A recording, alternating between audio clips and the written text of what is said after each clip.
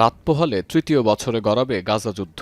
2023-এর অক্টোবরে হামাসের বিরুদ্ধে যে যুদ্ধ ঘোষণা করেছিল ইসরায়েল, তাতে প্রাণ গেছে 67,000-এরও বেশি ফিলিস্তিনির। গেল 2 বছরে দুবার ইসরায়েল ও হামাস সাময়িক অস্ত্রবিরতিতে রাজি হলেও শেষ পর্যন্ত পাল্টাপাল্টি অভিযোগে তা ভেস্তে যায়। এমন প্রেক্ষাপটে গাজায় যুদ্ধবন্ধে ট্রাম্পের শান্তি প্রস্তাবকে এক প্রকার স্বাগত জানায় ইসরায়েল ও হামাস উভয় পক্ষই। গাজার স্থলভাগের নিয়ন্ত্রণ, ইসরায়েলি সেনা প্রত্যাহার সহ কয়েকটি পয়েন্ট আলোচনার জন্য হামাস ও ইসরায়েলের প্রতিনিধি দলকে আমন্ত্রণ জানিয়েছে মিশর। তবে এসবের মধ্যে গাজায় অভিযান থামায়নি ইসরায়েল। রোববার রাতভর হামলা হয়েছে উপত্যকার বিভিন্ন প্রান্তে।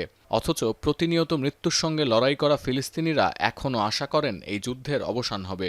احنا ترامب رحبوا في الوقف اطلاق النار، طب ردوا عليه زي ما انتم ماشيين معاه على الخريطه هذه। এত কিছুর পরেও মিশরের এই বৈঠক নিয়ে আশাবাদী মার্কিন প্রেসিডেন্ট। তিনি মনে করেন 20 দফা শান্তি প্রস্তাব মেনে নিলে আখেরে লাভ হবে ইসরায়েলের। তবে শান্তিপূর্ণ একটি সমাধানের জন্য উভয় পক্ষকে দ্রুত সিদ্ধান্তে পৌঁছানোর আহ্বান ট্রাম্পের। We had some very good meetings.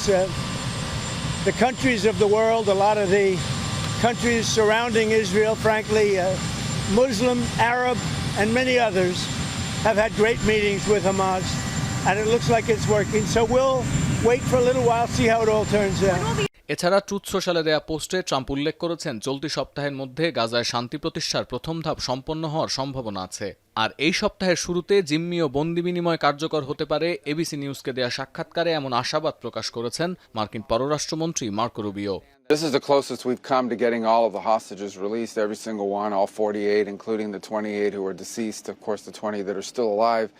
But, there's a lot of pitfalls along the way. There's some work to be done here. Al Jazeera বলছে, বৈঠকে ইসরায়েলি দলের প্রতিনিধিত্ব করবেন দেশটির কৌশলগত মন্ত্রী জন ডারমার। আর হামাসের প্রতিনিধি হিসেবে বৈঠকে থাকবেন সংগঠনের রাজনৈতিক শাখার প্রধান খলিল আল হায়া, যিনি কাতারে ইসরায়েলি হামলার প্রধান লক্ষ্য ছিলেন। এছাড়াও মিশরে অনুষ্ঠিত হবে ইন্ট্রা প্যালেস্টিনিয়ান ডায়ালগ শীর্ষক একটি কনফারেন্স, যেখানে ট্রাম্পের প্রতিনিধিত্ব করবেন যুক্তরাষ্ট্রের মধ্যপ্রাচ্য বিষয়ক বিশেষ প্রতিনিধি Steve Witkoff.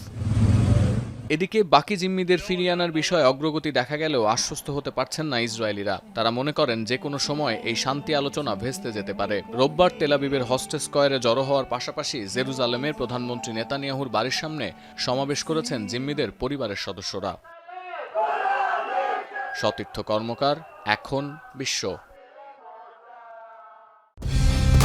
Colour expert, George sap এবং মাইল্ড অন হ্যান্ডস টেকনোলজি সমৃদ্ধ অরিক্স ক্রিস্টাল ওয়াশ আপনার লন্ড্রি এক্সপার্ট।